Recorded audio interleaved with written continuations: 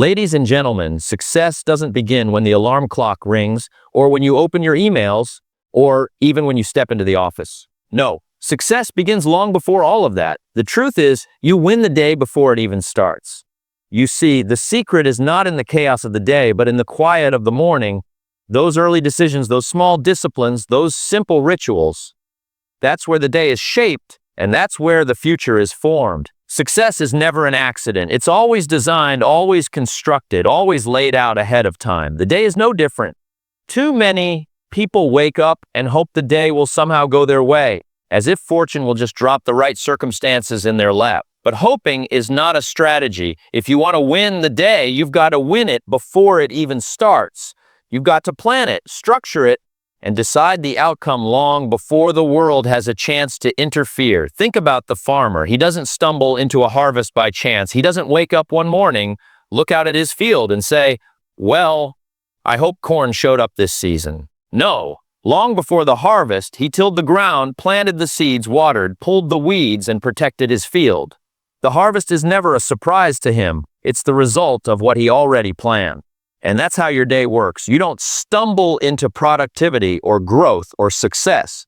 You plan for it, you prepare for it, you build it before it arrives. Now here's the mistake many people make. They let the day start without them. They roll out of bed and the day takes control. Suddenly the phone is ringing, the inbox is full, the demands are endless and they're already behind. The problem isn't that the day is busy, it's that they didn't claim it before it claimed them. When you leave your day to chance, you surrender your life to circumstance. But when you set the plan, when you design the structure, suddenly the day bends to your will. So the question is, what does it mean to win the day before it starts? It means you wake up with intention. You set your schedule, not someone else. You choose your priorities, not the random urgencies that pop up. You make the decisions in the calm of the morning, so you don't have to make them in the chaos of the afternoon. That's the secret. Decisions made in advance are stronger than decisions made under pressure. Let me put it this way, if you don't run your day will run you. And it's hard to build the life you want if every day is spent reacting to what everybody else wants. But if you take that little bit of time, even just 15 minutes in the morning, to set your course, you become the designer of the day. And here's the truth, designers always get more done than drifters. I remember someone once told me they didn't like making a schedule because it felt too rigid. They said, I want freedom, not rules. But here's the irony, discipline creates freedom. If you don't plan, you're not free, you're trapped. Trapped by the phone, trapped by emergencies, trapped by the loudest voices of the day. But when you plan, when you prepare, you gain freedom. Because now you decide what matters and you've already decided how the day will unfold. That's freedom at its best. Success is simply a matter of priorities practiced over time. And priorities aren't discovered by accident, they're chosen. So what if, before the day began, you already knew the 2 or 3 most important things you were going to accomplish? What if you wrote them down, set them in stone, and didn't allow yourself to be distracted until they were complete? I'll tell you what would happen. You'd finish the day with more progress, more clarity, and more confidence than most people manage in a week. And that's how you build momentum. Momentum isn't built in the middle of the day when everything is flying at you. Momentum is built when you wake up and say, here's the script, here's the order, here's what matters.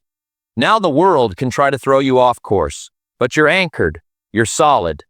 You've already decided. It's almost like a flight plan. Pilots don't just take off and then figure out where they're going. They don't get into the air and then ask, well, should we head north or south? No, before the plane ever leaves the ground, the destination is fixed, the route is charted, and the plan is in place. That doesn't mean there won't be turbulence. It doesn't mean adjustments won't be necessary. But no matter what happens in the air, the pilot has a plan, and because he has a plan, he reaches the destination. Without it, he'd just be flying in circles. So, success isn't about reacting well, it's about preparing well. If you want to win today, win it before it starts. Sit down the night before or first thing in the morning and decide. Don't drift, design. Don't wish, plan. Don't hope, prepare. Because the future is not written by those who wait, it's written by those who prepare. And that's how you win the day before it starts. Discipline is one of those words that doesn't sound exciting, but it's the foundation of everything worthwhile. People chase freedom, but here's the irony: freedom is only found through discipline. Without discipline, freedom is a fantasy. You can't have health without the discipline of eating well and moving your body. You can't have wealth without the discipline of saving and investing. You can't have peace of mind without the discipline of order and preparation. And you can't have a day that works for you unless you discipline yourself in the early hours to shape it. Most people resist discipline because it feels restrictive. They think, if I have to set rules for myself, I'll lose my spontaneity. I'll feel trapped. But it's the opposite. Imagine a river without banks. The water spills out everywhere, it floods the land, and it never gains momentum. But a river with banks as direction has power, and it moves toward its destination. Discipline is the banks of the river. Without it, energy is wasted. With it, energy is focused, and that focus creates freedom. Now let's talk about the morning, because that's where the battle of discipline is most often won or lost. When the alarm rings, you're standing at the doorway of discipline. Do you get up and start shaping your day, or do you roll over and let the day shape you? It's not really about the alarm clock, it's about the first choice. And if the first choice of the day is discipline, it sets the tone for all the others. One good decision tends to follow another. Think of it this way: discipline is a seed. You plant one and it grows into fruit you didn't expect. Skip the junk food once and suddenly you have the energy to read instead of nap. You read instead of nap, and now you've learned something that gives you a better idea at work. You execute that idea and it creates opportunity.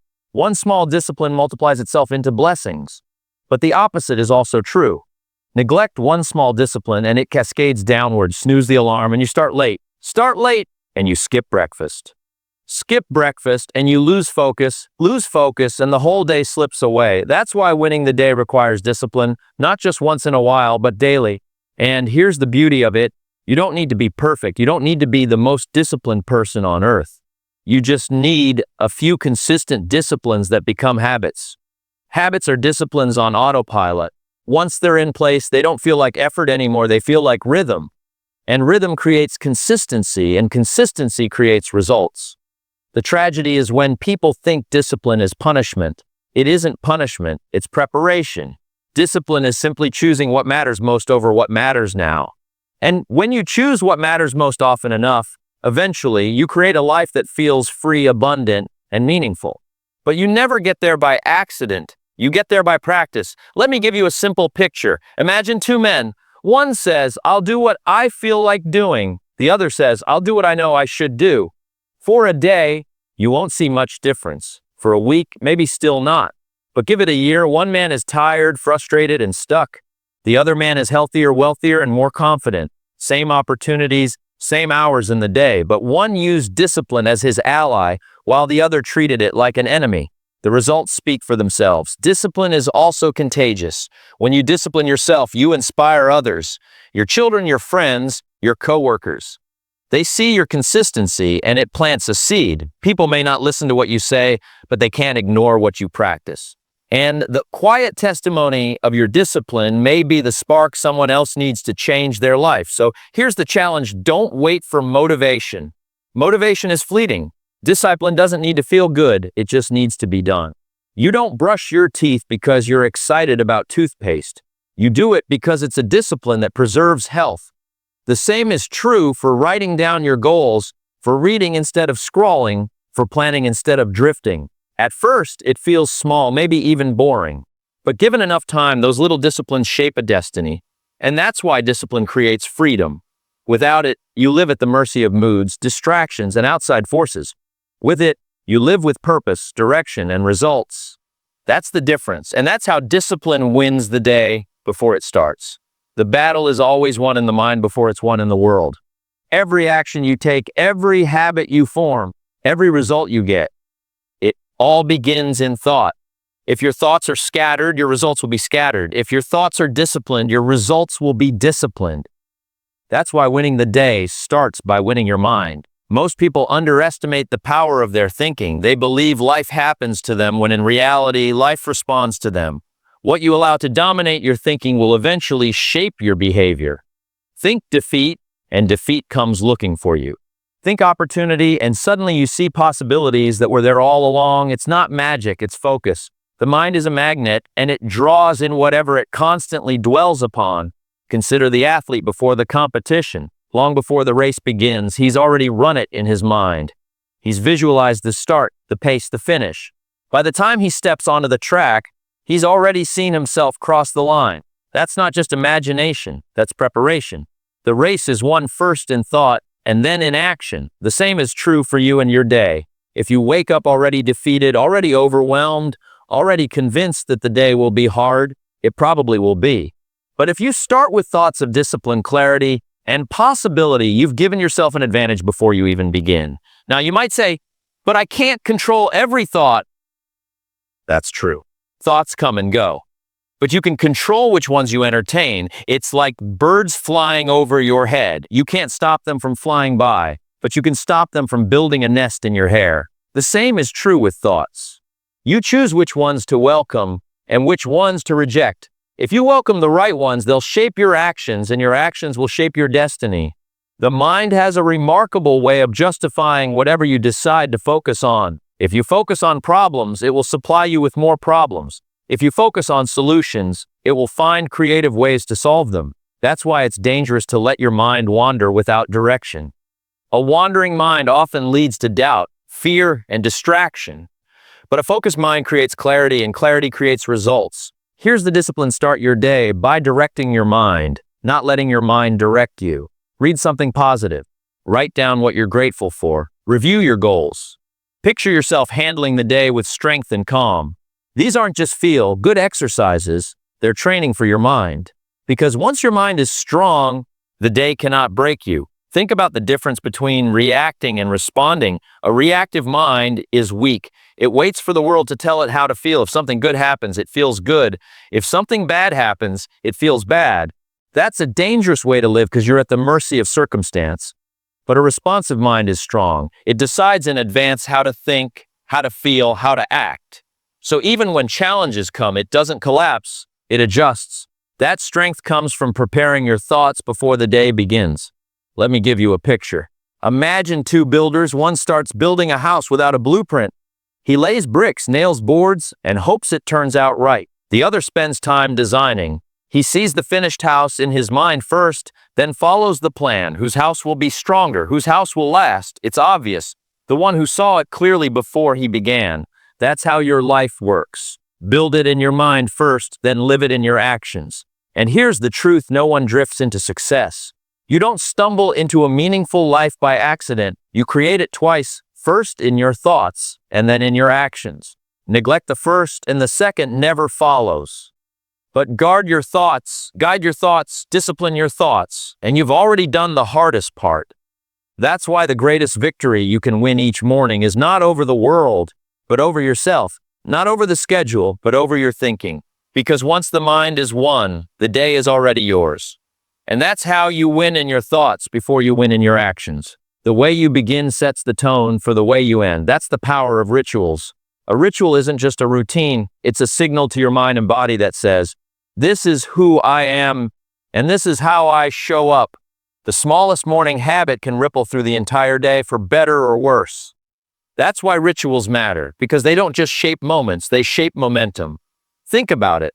Have you ever had one of those mornings where everything starts in chaos? You wake up late, skip breakfast, rush out the door, forget something important, and spend the rest of the day trying to catch up. That single rushed morning sets off a chain reaction. By noon, you're stressed. By evening, you're exhausted. The whole day was lost because the morning was lost. But the opposite is also true. When the morning begins with clarity and calm, the day tends to follow that pattern. Rituals don't guarantee a perfect day, but they give you the structure to handle the imperfect one.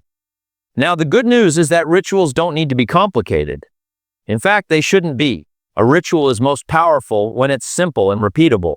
Maybe it's 5 minutes of silence, reading a few lines of something inspiring, writing down your top 3 priorities, or taking a walk as the sun rises. What matters isn't the exact ritual, it's that you have one. Because without it, the day owns you. With it, you own the day. Rituals are like anchors. The sea can be calm or stormy, but the anchor holds the ship steady. Life can be calm or stormy, but a ritual holds you steady. If you make it a practice to start your morning the same way every day, you've created an anchor that keeps you grounded no matter what the world throws at you. And here's the real beauty: rituals compound. One small discipline practice daily becomes a foundation for bigger victories. Take the person who starts the morning with exercise. At first, it's just a workout, but then it spills into other areas: better energy at work, more confidence, healthier choices throughout the day. A simple ritual becomes the seed for a stronger life. Or consider the person who starts the morning with gratitude. At first, it's just writing down a few lines. But soon, they start noticing the good in conversations, in challenges, in setbacks. The ritual changes the lens, and the lens changes the life. Now, here's the question: what rituals are you practicing without realizing it? Because you already have rituals, whether you call them that or not. Hitting snooze 3 times is a ritual. Checking your phone before you even get out of bed is a ritual. Drinking coffee while you complain about the day is a ritual. And those rituals, though small, are shaping your mindset and your results. The key is to replace rituals that weaken you with rituals that strengthen you. I knew a man once who started every morning reading the newspaper, and the first thing he read was always the crime section. He would shake his head, mutter about the state of the world, and carry that frustration into the day. He never realized that his ritual wasn't just informing him, it was framing his outlook. His thoughts, his conversations, his energy were all shaped by that choice. Imagine how different his day might have been if he started with a chapter of something uplifting instead. That's the power of rituals. They don't just fill time, they fill the mind. And rituals don't only apply to mornings. The way you end your day is just as important. If the morning sets the tone, the evening sets the reset. Taking a moment to reflect, to review what worked and what didn't, to prepare for tomorrow, that ritual closes the loop. It clears the mind, resets the spirit, and makes sure you don't carry today's baggage in tomorrow's opportunities. Without that reset, days start blending together and life becomes one long blur. But with it, each day stands complete and each tomorrow begins fresh. It's not about how long your rituals take, it's about the meaning they carry. 5 minutes of focus can change 12 hours of wandering. 10 minutes of reflection can prevent a month of repeated mistakes. The power of a ritual is not in its length, but in its consistency. Done once, it's just an activity. Done daily, it's an identity. And that's the real point. Rituals aren't just something you do, they're who you become. The person who daily practices discipline, gratitude, planning, or learning doesn't just have good days, they become a disciplined, grateful, intentional, and growing person. The ritual shapes the day, and the day shapes the person. And that's why the way you start is the way you finish. Every day is a building block. Think of your life as a wall, and each day is a single brick. The strength of that wall depends on the quality of the bricks you lay. Some people think their future will be built all at once with one grand effort or one big opportunity, but that's not how it works. The future is built one day at a time, one choice at a time, one brick at a time. And the question is, are you laying strong bricks or weak ones? It's easy to underestimate a single day. We say things like, it's just one morning, it's just one decision, it's just one choice. But a single day is never just a single day. It's a seed, and that seed grows. Skip your disciplines today, and it becomes easier to skip them tomorrow. Focus on your priorities today, and it becomes easier to focus tomorrow. Every day strengthens a pattern for better or for worse. That's why today matters more than most people realize. I remember someone telling me they were waiting for the right moment to turn their life around. They said, "Someday I'll get serious about my health. Someday I'll get serious about my finances. Someday I'll start reading, learning, and growing." But someday isn't on the calendar. There's Monday, Tuesday, Wednesday, and so on. But you'll never find a day called someday. Waiting for someday is just postponing the life you could already be building. The truth is, the only brick you ever really hold in your hands is today's brick. Yesterday is laid, tomorrow isn't promised, but today you can choose to lay it well. Now here's the beauty: you don't need to do everything in one day. You just need to do something. A brick doesn't look like much on its own, but when you stack them daily, they form something strong, something lasting. If you improve just a little each day, if you practice just a handful of disciplines, the compound effect over time is extraordinary. But you've got to respect the power of the day. Small efforts ignored become big regrets. Small efforts practiced become big rewards. Think of the student who studies a little every day compared to the one who crams the night before. One builds knowledge brick by brick, steady and sure. The other tries to build an entire wall overnight, and it never holds. Life works the same way. Last-minute effort doesn't build lasting success. Consistent effort does. But here's the challenge: because the bricks are small, it's easy to neglect them. Reading 10 pages doesn't feel like much. Saving a few dollars doesn't feel like much. Taking a walk instead of watching television doesn't feel like much. And yet, those small bricks laid daily shape everything. The danger isn't thinking today doesn't count. It does. Every day counts because every day compounds. Imagine two men building side by side. One lays a brick carefully every day. The other says, it's just one day. It won't matter if I skip. At first, the difference is invisible. But after a month, one has 30 bricks stacked and the other has only a few. After a year, one has a strong wall, the other has excuses. That's the difference one day makes, multiplied by many. So what do? We give today our best. Not perfect, not everything, just our best. Lay today's brick straight, strong, and solid. Finish the day knowing you gave it meaning. And then tomorrow, do it again. Because when you win enough days, you win the week. When you win enough weeks, you win the year. And when you win enough years, you've built a life worth living. It's tempting to look far ahead, to think about where you want to be in 5 years, 10 years, 20 years. And that's good. We need vision. But never forget, 5 years from now is just a collection of days. 10 years from now is just a collection of days. If you want a strong future, start by laying strong bricks. Don't despise the day. Don't dismiss the brick. Each one matters. Each one counts. And that's why winning today is not just about today. It's about the future you're building one brick at a time.